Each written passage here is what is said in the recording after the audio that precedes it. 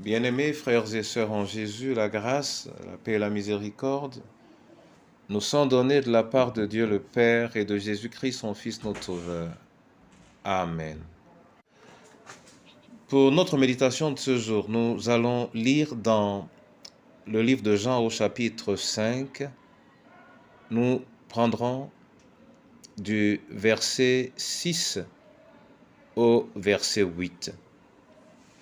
Avant la lecture, nous chantons à la gloire de notre Dieu le cantique 194 sur les ailes de la foi. Seigneur, tu donnes ta grâce. Seigneur, tu donnes ta grâce au cœur qui regarde à toi. Ah, que sa douce efficace se répande aussi sur moi. Oui, sur moi, oui, sur moi, se répande aussi sur moi. Père tendre et secourable,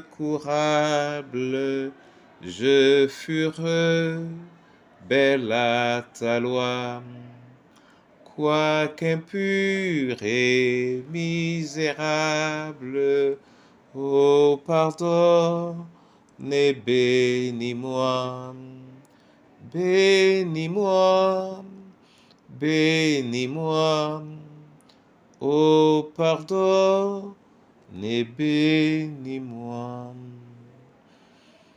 Telles, Seigneur, sont les paroles de nos cœurs vers toi. Nous voulons nous voir bénis. Bénis par toi et à travers ta parole, Seigneur. En ce moment donc, ouvre nos âmes et rends-nous sensibles à ce que tu nous annonces, au nom du Père, du Fils et du Saint-Esprit.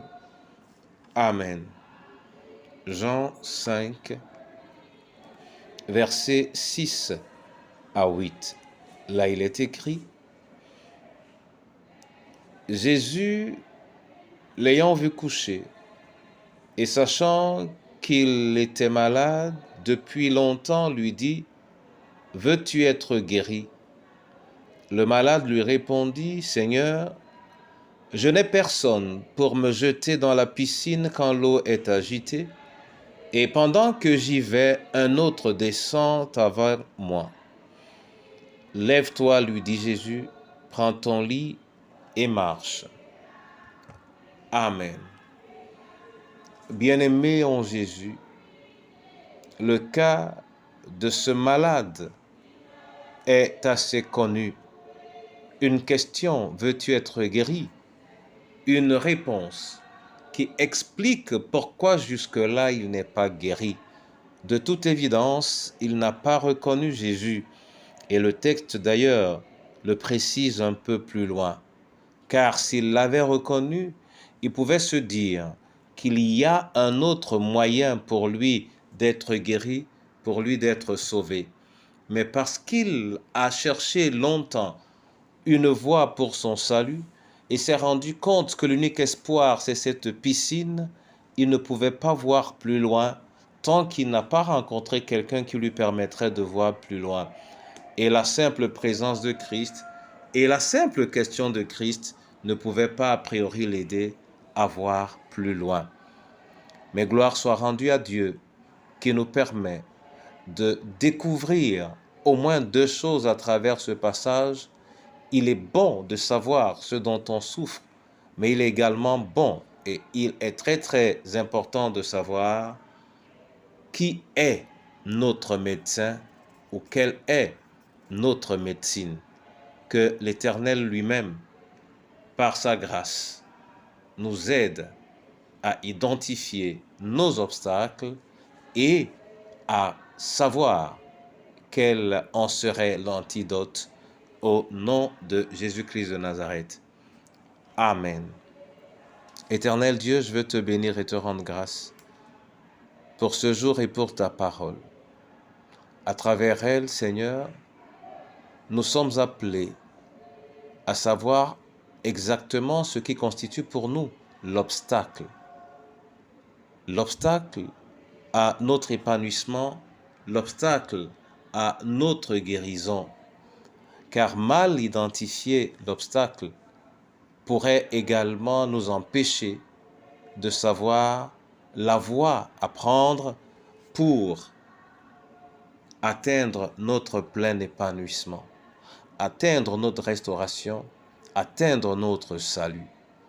Je veux te prier particulièrement pour la veuve et l'orphelin,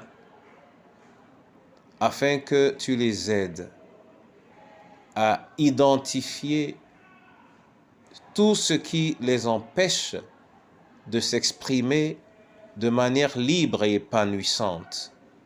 Donne-leur de ne pas se tromper d'adversaire. Donne-leur surtout de ne pas être leur propre adversaire. Je veux te prier pour nos différentes familles. Donne à nos familles de reconnaître leur adversaire et de ne pas se tromper d'adversaire. À ton Église, aussi pure qu'elle puisse être, donne-lui, Seigneur, de savoir qui constitue pour elle un frein. Accorde-lui la grâce de ne pas se tromper d'adversaire à travers ses différents membres. Que ta parole, Seigneur, soit notre soutien en toutes circonstances dans le précieux nom de Jésus-Christ. Amen. Que le Seigneur vous bénisse.